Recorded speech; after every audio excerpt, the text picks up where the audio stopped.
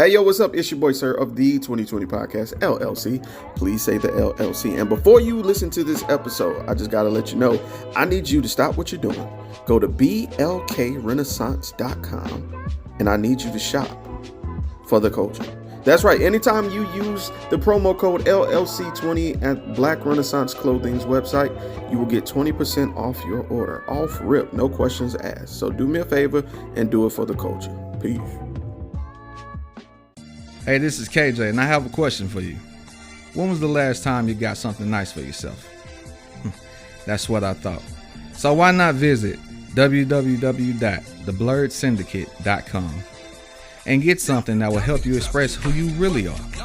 They've got shirts, mugs, purses, mouse pads, and even aprons for the grillers of the family. So if you're a fan of anime, pro wrestling, or hell, even the Golden Girls, the Blurred Syndicate has got you covered. Also, if you use the code LLC20 at checkout, you'll get 20% off your order. So what are you waiting on? I got mine. Come get yours. And remember to join the BS.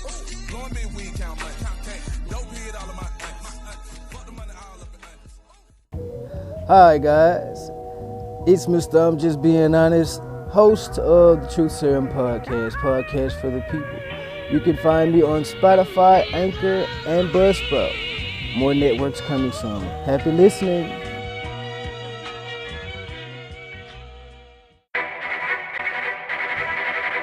The self-destruct sequence has been activated. Repeat, the self-destruct sequence has been activated. This sequence may not be aborted.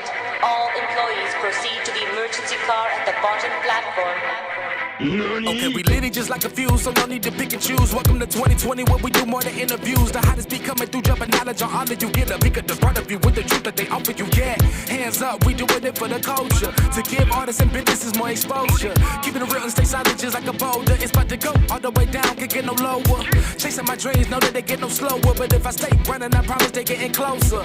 Moreover, success my older. And if you're sleeping on me, I'm waking them up like Folgers. I told you, coming from the land with the tide roll. Well, we'll be on a whole different vibe though. We like to ride slow and keep our windows tinted so you really can see us like Stevie Wonder waking up with his eyes closed. Yeah, got the kind of flow that rock the boat. On my 16s of pounds of dope. And if you figure you can hang with me on the mic, then grab some rope. Matter of fact, better grab some hope. While you at it, we keep it live, it's time to tune in. Turn up the sound on what you're using. It goes so hard, I think it's bruising. The show is 2020, no need to zoom in. Yeah. Hey, yo, what's up? It's your boy, sir, of the 2020 Podcast, LLC. Please say the LLC. And I'm back for part 2 of the Ashley Massaro affidavit. And I apologize. I know this is a little late, but you know, life be lifing. And I appreciate all the comments and all the new subscribers and all the new followers I've gained with the Vince McMahon allegation videos hitting YouTube. Thank you. Just so you know, this is not a permanent thing that I'll be doing. We'll only be reviewing cases that I find interesting, that are in the wrestling community, okay? So I don't want to mislead you guys thinking this is the type of content you get all the time. Here at the 2020 Podcast, we do a variety of things, and wrestling just happens to be one of them, okay? All right. So let's get back to the case. Last time we read together with the affidavit, unfortunately, the grape case, the grape situation that occurred in Kuwait, and she was stuck when everyone else went home. She was stuck overseas, and we're going to pick up right where we left off, okay? So it says, I could not believe that was happening. But there was no way I was staying alone in a hotel without a burqa and radia for the night. So just as a reminder, Ashley was really white. She was a white girl to the whitest degree. So they could tell that she was a white girl in a burqa. So she was saying previously she was getting harassed for being fairer skinned in a burqa. You know, I guess they just didn't take to that. But anyway. So I called a friend who was a travel agent and arranged for me to meet an airline employee who by some miracle got me onto a flight. Thankfully, I was able to return home, but I was incredibly upset at the fact that I had been abandoned in a dangerous situation by my colleagues who knew what I had just endured, the grape. and thought it was inappropriate that even the WWE office, while not aware of the grape yet, would think it was a good plan for the rest of the group to leave me alone there overnight. After I returned to the U.S., Dr. Rios set up a meeting with me and questioned me about the incident. I have no idea how he knew anything had happened. I suspect that either something showed up in my drug test results, one of the other individuals of the two reported it to him, or he just could sense from my demeanor that something was wrong. Regardless, he told me that I needed to tell him what had happened. I finally agreed on the condition that he not disclose the information to anyone else and told him what had occurred. Dr. Rios then informed Vince, who informed Kevin Dunn, John Laurinitis, and several other company execs or lawyers that I had never even met, but were all present in the meeting that I was called into shortly after. Vince led the meeting with these men and asked me to recount what happened in Kuwait. Then he said that it was not in the best interest of the WWE for me to make the information about my attack public. I was still completely traumatized at that point, and I just agreed. It was clear that there had already been a conversation and that they had reached a decision on their own prior to consulting with me, as this was not a debate, but rather Vince instructing me to keep this confidential. Vince did at least apologize for what I went through, but then stressed that if I disclosed this incident, it would ruin the relationship between WWE and the U.S. military. He told me not to let one bad experience ruin the good that they were doing. His lack of sensitivity in referring to my ordeal as one bad experience left me speechless. Vince went on to say that I would not be required to travel to the Middle East ever again, and that the WWE would institute a new policy where any time a female WWE performer went to the Middle East, she would have a female WWE escort with her 24/7 to ensure that this did not happen again. This did not make me feel better about the situation. It had already happened to me and the damage was already done. But again, I felt so defeated at that point. It just seemed to be pointless to protest. I also admittedly was uncomfortable with the thought of the wrestlers finding out. So I asked Vince and those in the room to keep the incident quiet, and they agreed. At the time, I was completely traumatized and literally had no support. I also had no evidence, as I was unable to have a grape kit administered, and did not even know the name of my grapist. I was also not even in an appropriate mental state to determine the proper channels to go through to report a crime that had happened on a military base in Kuwait and was committed by a man I could not identify by name. Given my condition, I simply did not have it in me to go against the wishes of WWE and attempt to pursue the matter any further, and I remained silent. The easiest thing to do seemed to be to try to pretend it didn't happen, which of course ultimately never works. This experience was by far the most traumatic and emotionally damaging thing that has ever happened to me, and it haunts me to this day. People often speak of having nightmares where they are being attacked for some reason and are unable to scream or run. This happened to me in real life, and I can't count the number of times I've relived this incident in my mind. Obviously, I should have received counseling or therapy after attack, but neither Dr. Rios nor Vince had even suggested therapy or counseling of any sort, and I was forced to deal with and live with this incident on my own. I felt that Dr. Rios, as he had been in all of my interactions with him, was sympathetic and would have liked to do more to help, but he was under the thumb of the WWE, and in particular Vince. In the past, when I had been injured, Dr. Rios had administered cortisone shots and prescribed pain medications and muscle relaxers for me, but I imagine he knew those were just band-aids used to allow me to continue to perform short term. Dr. Rios had said at one point that I really needed a break, given the number of injuries I had sustained over a relatively short span, but his advice was ignored by the WWE, as Vince demonstrated that he ordered the crew to prematurely saw the cast off my hand. He was not concerned about my health nor safety, was only concerned about putting on the show and making money. Vince approached my grape in the same manner he approached all wrestler injuries. He did not want to damage the reputation of WWE by making them public knowledge, so he exerted extreme pressure on us to stay silent, to perform whether or not it was safe to do so, and had also no regard for our well-being. We were being treated as replaceable commodities.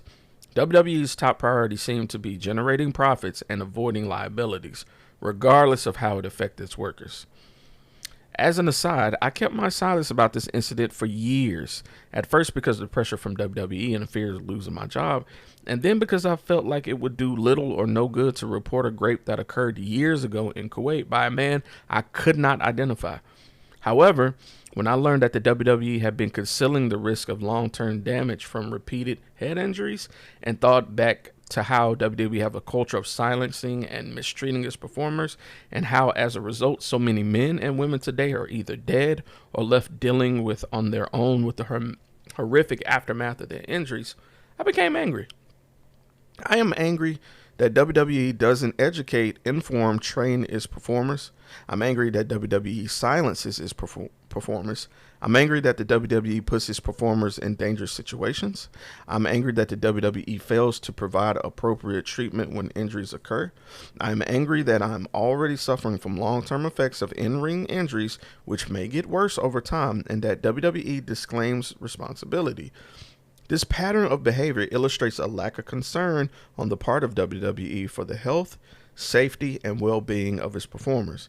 And I broke my silence finally, because I thought my story would help shed light on what I view as important, because that has deeply affected me so personally and so many others. WWE utterly failed in its duties to promote and protect the safety and well-being of the men and women who dedicate their lives to the business, and it should not be permitted to continue to sweep important issues under the rug.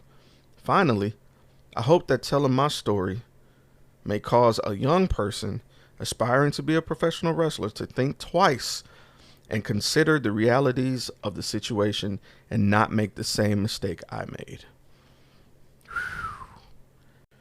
By 2008, one of the screws, which had been placed in my leg after my injury in 2006, had come loose, and I was required to have revisionary surgery and required the replacement of a 5-inch metal plate in my leg. As discussed above, I was not even cognizant of the distinction between an employee and an independent contractor when I signed my contract with the WWE, and if I had been, may have disregarded Stephanie McMahon's order not to train on my own so that I could have learned how to wrestle and prevented some of the injuries that plague me to this day. It is incomprehensible that I have been classified as an independent contractor while being forced to perform 5 days a week and ordered not to train the other 2 days. It is also unfathomable that John Laurinitis would be able to negotiate a deal for me to appear on the cover of Playboy if I was truly an independent contractor. To this day, I don't even know whether I received full compensation for the cover because everything was handled by WWE and its lawyers. Ooh. That's interesting. I was wondering why that stopped and how that worked, because they're using your image on a different platform. So I wonder if you're not an employee, right? How much of a cut were they getting of that Playboy? I don't know if y'all remember. This went on for some years back in the day. If the WWE could tell me that I had to pose nude for a magazine and handle all aspects of the transaction, this suggests it exerted some level of control over me that is more akin to an employee. It eventually became painfully obvious that I was being treated as an independent contractor because I was forced to spend approximately $55,000 per year on rental cars and hotels since WWE only paid for our flights. This was unfair as we were in reality employees and these expenses should have been reimbursed. Even if one takes the opposite position, we should have at least had assistance from WWE in making reservations. One night, I was making a really long drive with Jillian Hall to a show, and we were in the middle of nowhere. Jillian had booked the only hotel in the area and ended up being connected to a strip club. Jillian was still in her stage clothes. I observed some men throwing beer bottles in the parking lot and wanted to just leave immediately.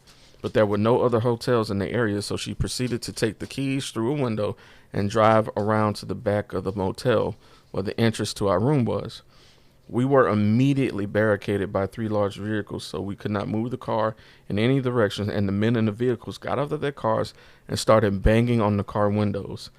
I laid on the horn for at least a full minute before a motel employee finally came out, and the men returned to their vehicles and drove off.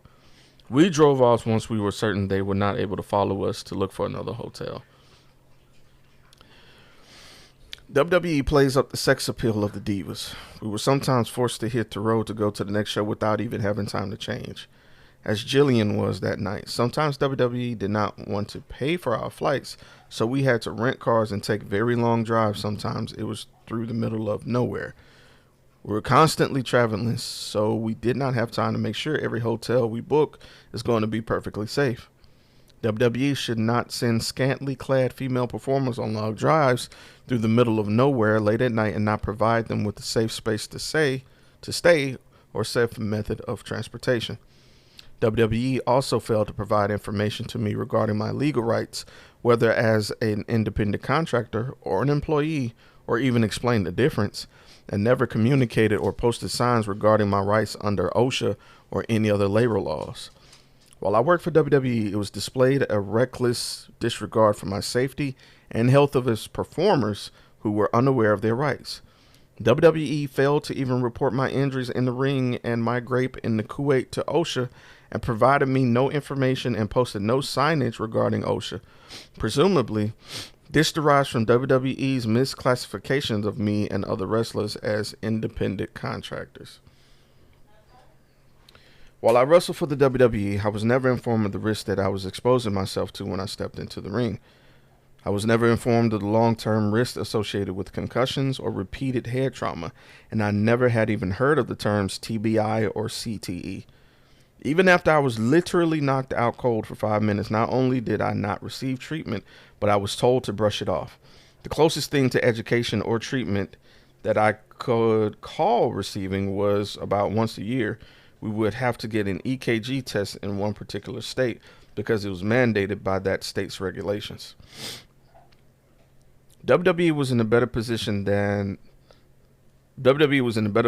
I was to have knowledge of the risks associated with in-ring injuries, including TBI and CTE, and had a duty to warn me of these risks, and it clearly failed to fulfill its obligations to me. It provided me with literally no information about these risks, and I was kept completely in the dark. While I was unaware of it at the time, WWE had filmed episodes of Raw focused on TBI as part of a storyline before I had entered the Diva Search competition. And while I still worked for WWE, Chris Benoit tragically killed himself and was later diagnosed with CTE, so there is no question that I had knowledge of these risks. Since WWE was aware of the injuries that I had sustained, it was an obligation to contact me at the very least, and inform me of the risks I faced today. The conclusion. To this day, I am battling long-term health effects of my WWE career. I have suffered long-lasting effects of the physical injuries sustained in my WWE career, and I have to have follow-up surgeries to correct my ankle and knee injuries.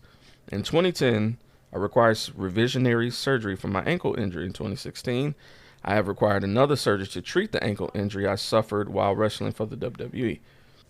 The WWE has not contributed to the cost of these follow-up surgeries, and I have been forced to rely on New York's Medicaid program. I also have had to see a pain management physician every single month since leaving the WWE due to the pain that I have experienced to this day from my in-ring injuries. WWE did not make any payments to me to assist in my recovery or for my continuing need for follow-up medical care. Briefly, I would also like to note that the above is not a comprehensive list of my in-ring injuries, as they are far too many to recount in this affidavit. For example, I still suffer with a torn meniscus, and I was supposed to have surgery for this in 2016, but have had to put it off as this would cause a financial hardship because I fear that having to take pain medication to recover from the surgery could have negative repercussions. I am, however, scheduled to have the surgery next month. On a similar note, WWE has used narcotics as a tool to allow me and other wrestlers perform through our injuries. If we took enough pills, the pain went away temporarily, and we would be able to wrestle.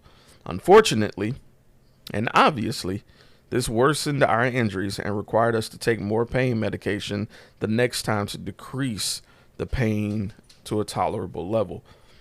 The quantity of pills we were given and the strengths of the dosages were so high that even after the injuries healed, our bodies were addicted to the medication itself and would be in pain without it. This becomes a vicious cycle, and as I have only recently become aware, it is often exacerbated by repetitive head trauma. I fell victim to the cycle myself and developed an addiction to pain medication. After I required revisionary surgery in 2010, it got worse. Then I sought help for my addiction. I worked with Ann Russo Gordon, a manager of talent relations department, who ran the former talent rehab program. I underwent treatment through that program of September of 2010. I remained in the program for 42 days. Years later, I received a letter from Paul Levesque dated November 7, 2014, regarding the WWE former talent, drug, and alcohol rehabilitation assistance program. The letter, which I still has, states that help will be provided to participants regardless of the reason for departure from WWE or amount of time performed for WWE. It seems contradictory that WWE acknowledges a duty to assist former talent with drug and alcohol treatment, but does not acknowledge any duty for treatment of head injuries that led to addictions. Aside from my ongoing physical injuries that were sustained in the ring and my former battle with addiction, to this day, I suffer from depression, for which I take medication, migraine headaches, and severe short-term memory loss. I have been receiving medical treatment for these problems since I left the WWE, and am currently still undergoing treatment. I attribute these issues to my work-related injuries sustained while working for the WWE, and specifically to the routine repetitive blows to the head that I received in the ring over the course of my care, which were not properly diagnosed or treated. Despite WWE's admitted that they have a duty to take all responsible steps to protect the health and safety of its performers and to inform the performers of the risk long-term impairments from repetitive brain trauma, that was a run-on sentence from hell. It owed me this duty during and after my wrestling career, and it failed to live up to its obligations. As a result, it has caused me severe and ongoing pain and suffering, emotional distress, and financial hardship. WWE has continued its relation with me, despite failing in these duties, first by providing my rehab treatment, and second by continuing to this day to make royalty payments to me. These payments are often a minuscule amount that do not begin to cover the required medical care. I hope that justice will be served, that the WWE will be forced moving forward to fulfill the other obligations it has to me and other former wrestlers that have been so recklessly ignored for so many years. I also specifically hope that it is forced to acknowledge and provide monitoring and necessary treatment for the long-lasting effects caused specifically by the repetitive head trauma we were subject to without any warning or education regarding the risks. Ashley Massaro. Signed under penalties of perjury, November 1st, 2017. That's so freaking sad, man, given her story. Those of you that don't know, in, I believe it was 2019, Ashley Massaro would take her own life after this. It was, quite frankly, terrible. It wasn't, it wasn't received well by the wrestling community. She did donate her brain to CTE research, and it's still in their possession. It's just sad, man, going back and given what she stated, you know, it's terrifying. And yes, this was a while back, you know, when she was in the WWE, but given how much things have changed, I really hope they continue to refine their process and make changes to protect women, especially, you know. I'm glad they went from treating women like divas and, you know, because y'all remember the Divas era. The Divas era was really more about being pretty and being more sexually appealing, while the sex appeal is still there, they're more focused on creating safe athletes now. They're still being treated like independent contractors, though. So they have a ways to go, and who knows, maybe TKO will make a change with being the owners of the WWE now, with Vince being completely out. Perhaps change is on the way, Apparently, I believe UFC does take care of their fighters pretty well. So hopefully that trickles down to WWE. We don't know. We don't know, but this was just very unfortunate hearing this. And with her she took her life at 39, bro. And just to give it, levity, I'll be 37 this year. She wasn't old, This was terrible. This was absolutely terrible. But anyway, this has been your boy, Sir. This was the Ashley Massaro affidavit that was submitted. Let me know. She did make a reference to Chris Benoit, and just in case you guys are interested, I'm kind of torn. I do want to cover the Chris Benoit case and how unfortunate that was. Let me know if y'all will be interested. Now, that is a dark story. It's just with everything that's going on with the WWE, things been swept under the rug, and CTE is just, we've already talked about Vince, we talked about John Laurinaitis, we talked about Ashley. I really feel like we need to go back and discuss, what's going on with one of the most famous cases of CTE, Chris Benoit. So, but anyway, this has been your boy, Sir. I appreciate those who hung out through this entire clip, and I'll see you on the next one.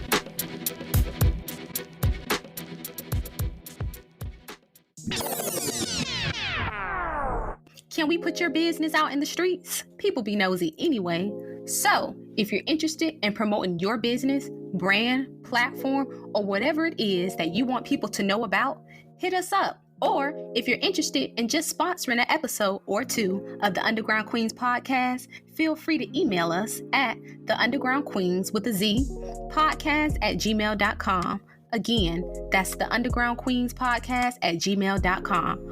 Or DM us on Instagram at The Underground Queens, or you can even hit us up on Facebook at Underground Queens. We look forward to working with you and helping putting your business out in the streets.